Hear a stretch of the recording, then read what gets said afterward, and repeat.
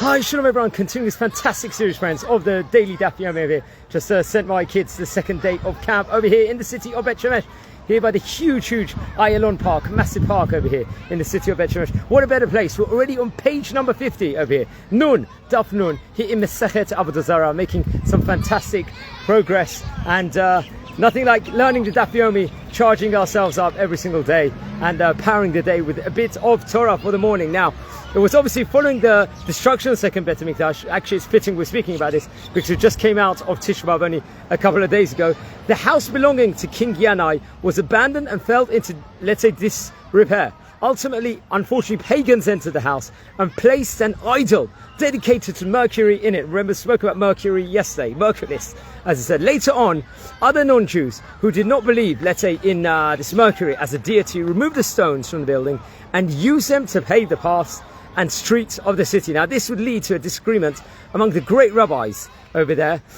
In what sense? Some of them refused to walk even on the newly paved streets over here. Let's say benefit from the stones. You don't want to benefit from any idolatry whatsoever that had been consecrated to the worship of Mercury. Now, other rabbis had no such, let's say, compunctions, and they walked on them without concern. Now, there was another great rabbi, Rabbi Yochanan. He ruled, the son of the Holy One, referring to Rabbi Menachem, the son of Rabbi Simai, walks on these streets. How can we do otherwise? That's what he held over here. He obviously felt that that was a strong enough indication that maybe this was okay. Now, the Gemara is going to actually explain that Rabbi Menachem over here, the son of Rabbi Simai, was referred to in this way because he would refrain from even looking at the idolatrous images stamped on coins. He was like very strict, let's just say, on this sphere in of itself, and he would not tolerate anything whatsoever. So that's why he might have had the more strict approach. Now, the Gemara explains that the reasoning behind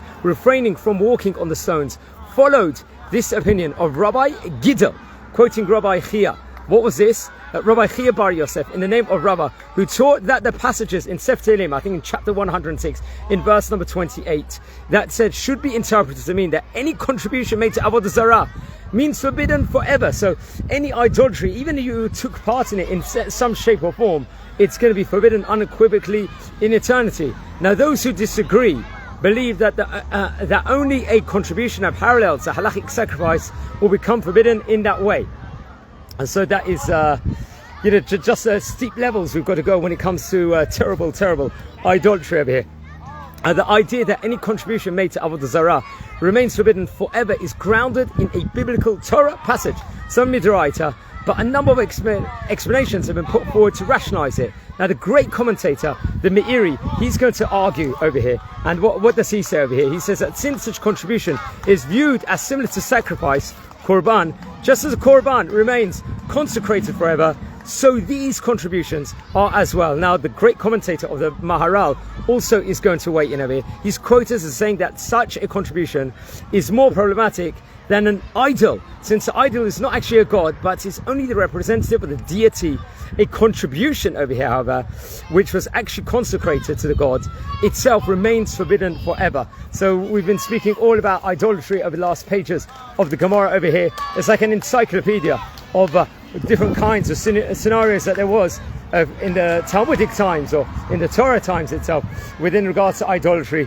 We steep away from it. We unequivocally say no to it. And there was a Yetzer Hara in those times, let's say an evil inclination to actually steep into this. So the low depths of Avodah Zara. So wishing you all a fantastic day. It's boiling over here in the city of Bet Shemesh. Take care and enjoy. Thanks everyone for watching. And remember, we've already covered a staggering 49 pages already inside the daily tidbits of Daf Yomi. So what a progress we're making. A bit of heat over here now. And nothing like it, friends, over here as we get ready. I'm going to get ready to just drive, and wishing you all a good day on that note. Thanks very much.